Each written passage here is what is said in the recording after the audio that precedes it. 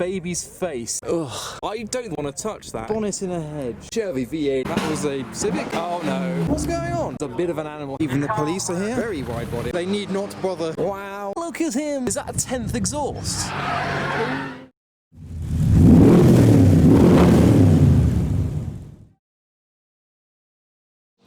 Hi, I'm Adam C and welcome back to Castle Combe Racing Circuit. This is the Forge Motorsport Action Day and I'm here instead with my 350Z. Last time I brought my Cobra here, but now I'm down in the Z and we are parked right at the very top of the parking. So all of the rest of the cars are that way for about a mile, around a third of the track. Someone has brought their little Tykes car on the back of the trailer over there, but we're going to head over here and have a look around at some of the cars that have turned up, including this bagged Nissan S15 with chrome or black chrome wheels next to an S2000. And here we are at the start of one of the main sections. There is a loud wide body Evo maneuvering around. The trailers unload the show cars there and then they drive through the show to their space where they display the cars. So this has had quite a lot done to it. That's one way to ride along. Everyone here today is very brave of their wheel colour choice. We've got orange on the Astra,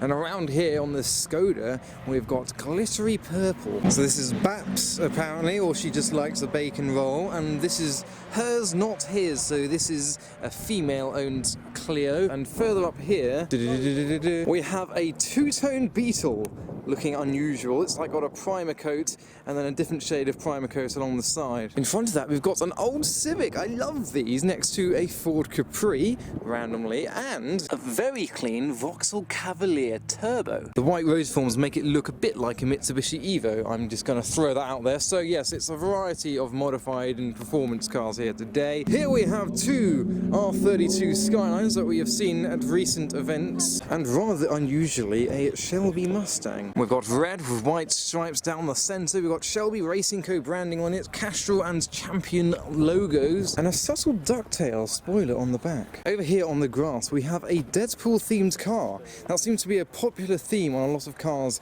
at meets that I've seen recently. In fact, this is the second Deadpool branded car that I have seen today. But you must excuse me for ignoring quite a lot of these cars. I can only film so many cars in one video, but I'm making a beeline for a car. I just fell in a hole there. For one of the cars over here that looks like it has come out of a junkyard but still has the MOT to get here today. What is it? What is the theme? Apocalypse. Apocalypse. It's an apocalyptic theme. Are these genuine? No, these are just stuck on. They don't actually flow down to anywhere. Welcome to hell. So the dented wing actually looks like a suitable part for the car with the apocalyptic flames on the bonnet. We've got a lot of skulls, almost Captain Jack Sparrow, Pirates of the Caribbean style skulls on the dashboard. Let's get a close. Oh my Jesus, that is the wing mirror. It's got some kind of growth. That is a baby's face in the wing mirror, and a number 8 on the door.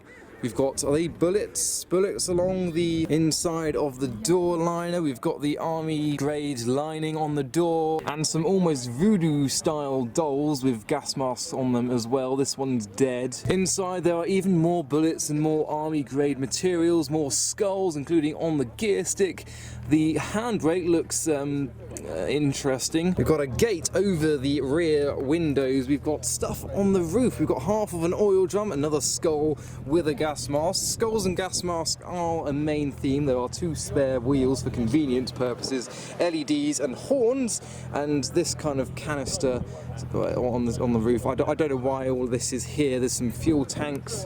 Oh, it has no boots. They've done a boot delete as well with more logos and a crazy rabbit. What are we seeing here? More skulls? What's on the mud flaps? Oh, yes, another skull on the mud flaps. The more you look, the more you find. I know, that's what's brilliant. That's why I like cars like this. The more you look, the more you see. It's got some like hard-wearing stage flooring, so you can perform your greatest hits in the back of the car. It is the hashtag Corolla Apocalypse. So we enter the driver's seat, and the steering wheel also has the squished baby's face in the middle of it. I don't think I'd want to touch that if I was driving the car. We've got some bike chains and more bicycle parts inside the car as well. We've got some more army stuff and biohazard things in the back.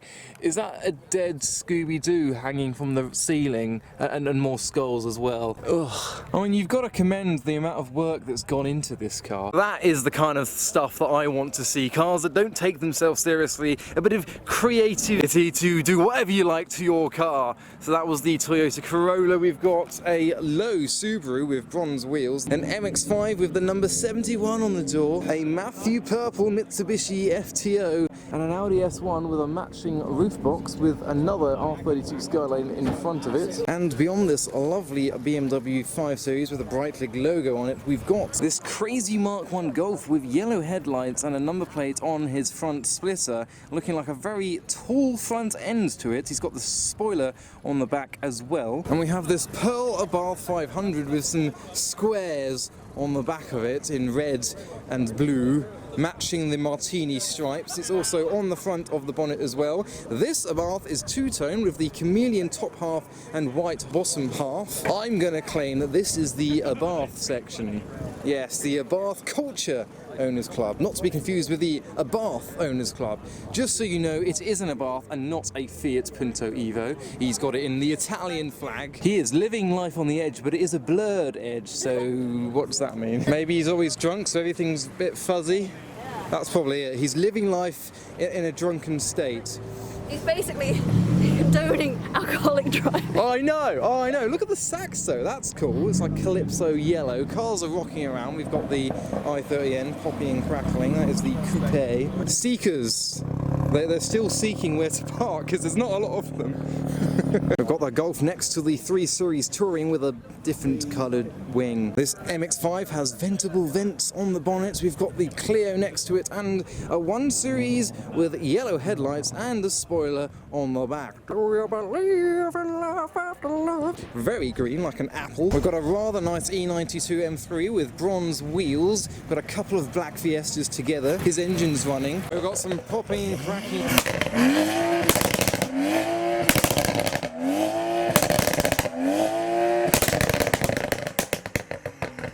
Yes, those revs seem to be the new trend at places like this. We've also got Escort Cosworths with their engines on display, lots of shiny parts as well. So we've got the Forge Motorsport VIP parking with a Bailey Alicanto Grande and an MG3 with a Union Jack. They are loving life. And in this random car park around the back, we've got a Bayside Blue Nissan Skyline R34. I don't want to yet call it a GTR. No, that is a GTT, but even still, Bayside Blue R34. Yeah, he's got the GTTR badge just to confuse people. So we are now entering the centre of the Castle Combe car show. And over here, a wicked looking S14. Next to the grey Kia Stinger, we've got an R34 4-door with the micro driving cast. And today this MX-5 has put his bonnet in a hedge. Next door to a wide body E46, there is a spider hanging from my nose.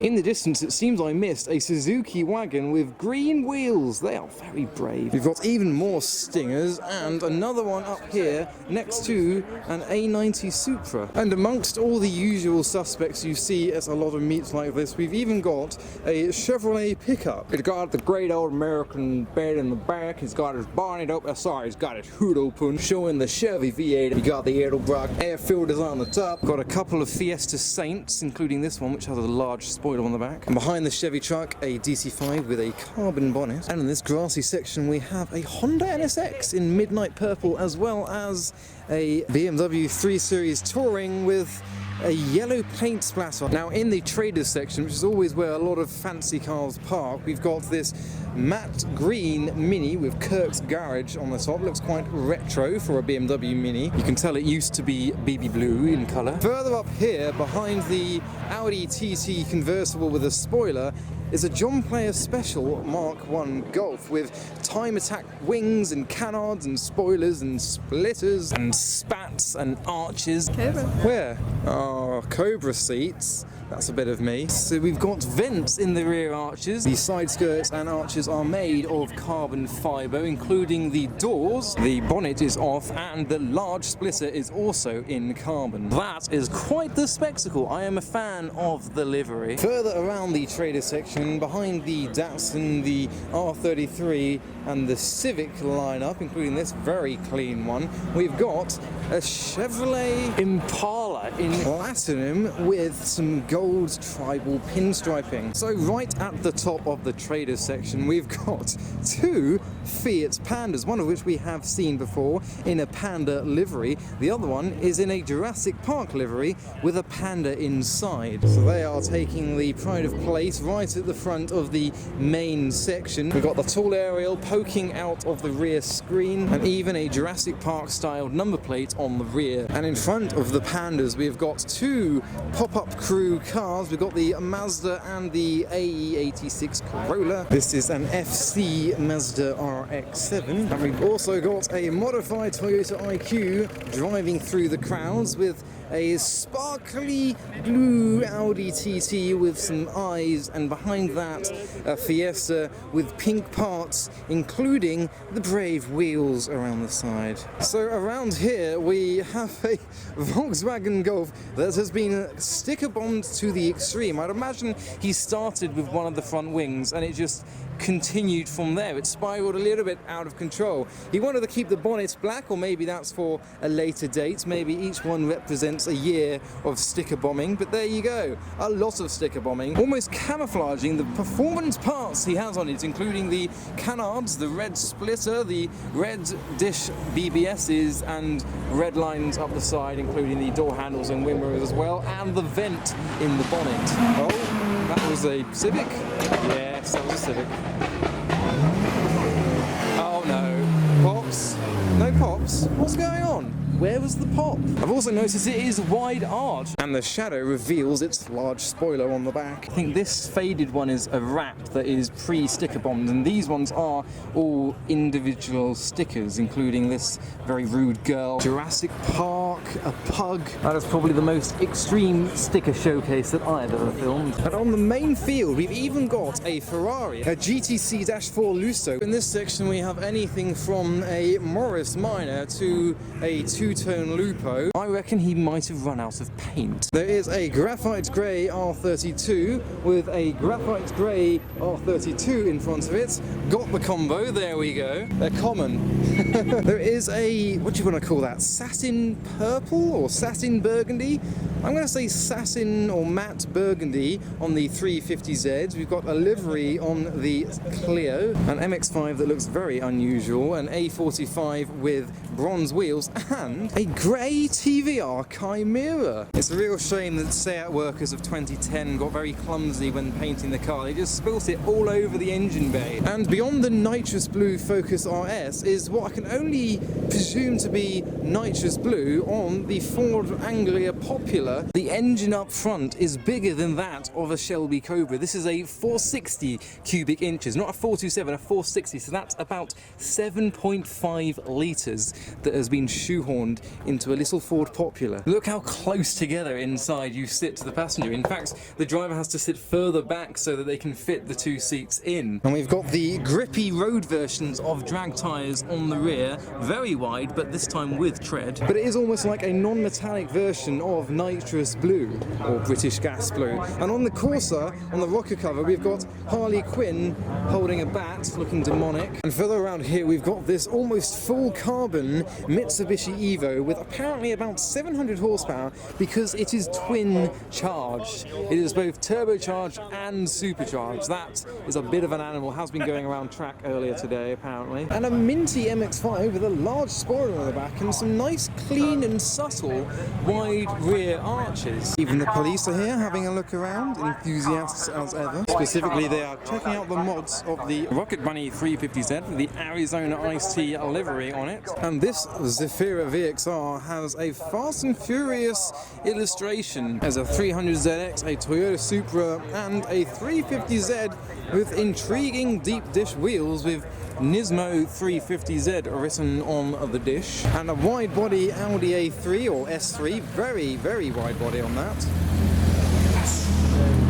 So as we approach the final section, the police have turned up, probably got whiffs of burnt rubber and skid marks. They have now realised that it is a racetrack. They need not bother. And we've also got a minty S2000 with some paint dripping on the bottom of it, next door to the Bayside Blue R34. Check out the air filter sticking out the top of the bonnet of this Westfield. And then we've got this Gymkhana styled Mark II Focus RS with the large spoiler on the rear. Again, Gymkhana style look to it. We've got this Audi TT who has eaten an intercooler, and this wide arch S13 200 SX in matte blue. And we've got a Focus ST with Focus RS and Sierra RS Cosworth. Wow, check out the Peugeot. The blue details have ventured from the wheels to the engine bay to up the pillars and down the pillars. You've got the carbon style roof. It's got the blue pinstriping as well. And the Venom R34 from previous videos.